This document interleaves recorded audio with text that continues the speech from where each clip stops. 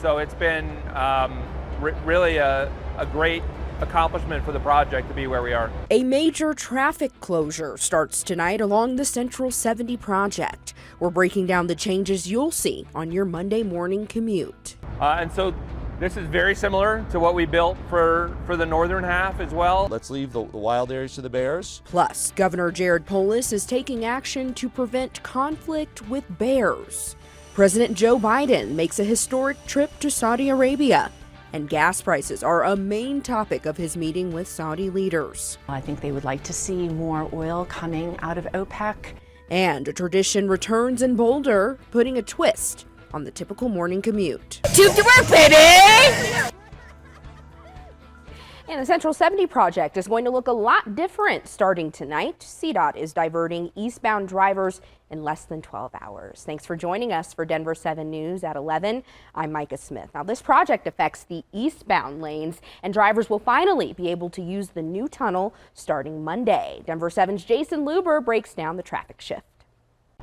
This new tunnel is actually constructed the same way as the one right there, the one that we're using now in the two-way configuration, but there are going to be a lot of changes that you'll see come Monday morning when you're driving in this new tunnel. Eastbound drivers will notice much wider lanes. You're going to see wider shoulders, and you're going to notice the fourth lane, the express lane. And while it may look like there's a fifth lane in there, it's actually just an egress lane to get in and out of the express lane. I know that we've been under construction for quite a number of years, and we've been in narrow lanes. We've had, if you're driving in that outside lane, you're actually going over some of the inlets that we've installed for drainage.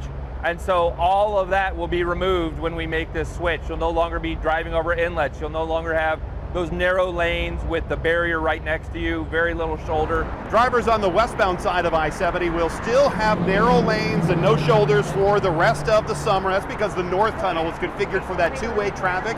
So workers still need to make several changes to that tunnel before they can restripe it and make it look like this, the eastbound side. Now that's work's going to take a couple of months. Again, the closure starts tonight at 10 o'clock. Right over there at I-25, you're going to be detoured on I-25 to I-76 to 270. The westbound side of I-70 will stay open all weekend, 10 o'clock until 5 a.m. Monday morning. I'm Jason Luber, Denver 7. All right, thank you, Jason, for that heads up. And also, the Central 70 project isn't completely finished yet. CDOT still has to reconfigure westbound I-70 from two-way traffic to one-way traffic. Other work includes stripping, installing tolling equipment, and finishing a park above the tunnels. Work is expected to wrap up by the end of the year.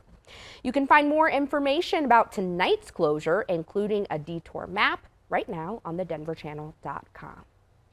And watch your speed on Santa Fe in Denver. The city lowered the speed limit to 25 miles per hour. That's from 6th to Colfax. The city also added speed bumps at corners so drivers slow down.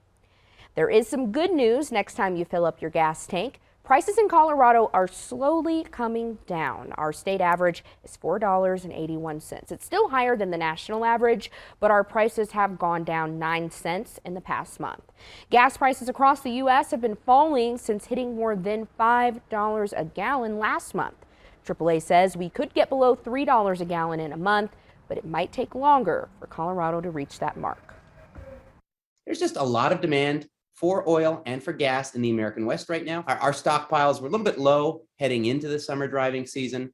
So that's going to keep us above the national average. Gas Buddy says a drop in oil prices is contributing to cheaper gas. Prices could start to rise if there's a major hurricane or unexpected outages. Gas prices will be one topic of conversation for President Joe Biden during his historic trip to Saudi Arabia. He landed there a few hours ago, becoming the first president to fly directly to that country from Israel. Avery Harper reports on the president's agenda. President Biden meeting with Palestinian President Mahmoud Abbas Friday morning in the West Bank. The commander-in-chief reiterating his support for a two-state solution in the Israeli-Palestinian conflict. Palestinian people deserve a state of their own that's independent, sovereign, viable, and contiguous. Biden also aiming to restore relations after years of Trump-era policies viewed by Palestinians as favoring Israel. President, we look forward to the efforts of your administration to turn the page on the Israeli occupation of our land. Biden stopping at a Palestinian hospital pledging $100 million for a network of medical facilities. The sum, a part of initiatives rolled out by the White House, aimed to support the Palestinian people. What has been a larger focus of this trip is Biden's meeting with Saudi leaders after landing in Jeddah, including Crown Prince Mohammed bin Salman. Biden reversing course after pledging to make the kingdom a global pariah. A U.S. intelligence report determining that the Crown Prince approved of journalist Jamal Khashoggi's killing, though Saudis have denied it. Biden defending his choice as he attempts to build relationships between Israel and other nations in the region as a means of competing with China, combating the fallout from the war in Ukraine, and confronting the threat of Iran's nuclear program. We can continue to lead in the region and not create a vacuum that is filled by China and/or Russia. A sign of progress here in Jeddah, Saudi Arabia opening up airspace to flights to and from Israel, which had previously been banned. But Biden is tempering expectations. He told an Israeli news outlet that deepening connections between the two nations will take time. Avery Harper, ABC News, Jeddah. We'll likely see another interest rate hike later this month. Economists think it's possible the Federal Reserve could raise rates by another 3/4 of a point. Rates could go to a full percentage point before the end of the month. If that happens, it would be the first time in the modern era. The Federal Reserve has the primary responsibility of generating price stability and maximum employment. They are starting to make movements. We're starting to see that their changes, their policy movements are seeping into the economy.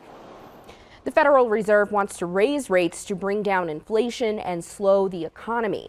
The White House believes inflation will start to come down in the next few months. Seniors and others who depend on Social Security will likely see their payments go up next year. That's because of inflation. An advocacy group called the Senior Citizens League is predicting a 10.5% cost of living increase. It's about an additional $175. Right now, checks are about $1,700 a month. The increase won't be determined until this fall, so the actual number could go up or down depending on future inflation rates.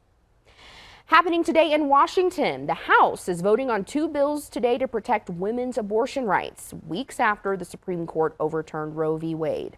One would protect a woman's right to travel to get an abortion. The other calls for the codification of abortion rights into federal law. The House has passed that bill before. Neither bills are expected to pass the Senate. Lawmakers say there's only so much Congress can do without support from Republicans, so they're urging abortion rights advocates to push for change. We feel pretty confident about what we can do, but much of it will spring from the community itself, from women themselves. At least 13 states have ceased nearly all abortion services. At least a dozen more are expected to ban or severely restrict them. There are laws protecting abortion in Colorado. New at 11, Tanya Bowie will spend nearly 11 years in federal prison after pleading guilty to drug and gun charges. Bowie is the sister of one of the men charged in a deadly arson. Officials say she often dealt drugs with her brother and might have helped him cover up the Green Valley Ranch house fire back in 2020. Her brother and 2 other friends are accused of setting this fire, which killed 5 members of a family. Officials say they mistakenly thought their stolen cell phone was inside. And there's a vigil tonight for 17-year-old shot and killed in Brighton. Family and friends of Josiah Gonzalez will remember him at Ken Mitchell Park, the same place where he died. Investigators say another 17-year-old is in custody in connection to his murder. Senator Michael Bennet will give more details today about his bill to help law enforcement respond to violent crimes. The Smart Community Policing Act is modeled off of Denver's STAR program. The legislation would provide money for law enforcement to partner with mental health professionals and outreach teams to respond to police calls. Now, Denver's STAR program has responded to nearly 4,600 calls since it started in 2020, and none of them required police intervention. Colorado is getting $500 million from the American Rescue Plan to improve high-speed internet across the state. Now, this map shows internet connections in Colorado. Blue and green have better service, while red means there's barely any internet. You can see those are in mostly rural areas. The Advanced Colorado Broadband Grant Program hopes to change that, making sure people have access to equitable and affordable internet no matter where they live. Internet is a utility. It's something you need. We know that for those families who are struggling financially to pay for rent, pay for food, pay for medication, internet is a cost that may be a luxury. The state says internet providers who want to take part in the grant program need to send a letter of intent by Monday. It's really about how, especially as our population grows, we can live in greater harmony with the wildlife that call our state home. Governor Jared Polis announced grants for Colorado communities to minimize human interactions with bears. The grants are awarded through CPW. 11 communities are getting the first round of grants, which includes money for things like bear-proof trash cans and a bear enforcement officer. The governor says these grants will save people money, keep communities safe, and protect wildlife. Coming up, it's going to cost you more to park at DIA. Plus, grab a tube and go to work. A fun and wet tradition returns to Boulder.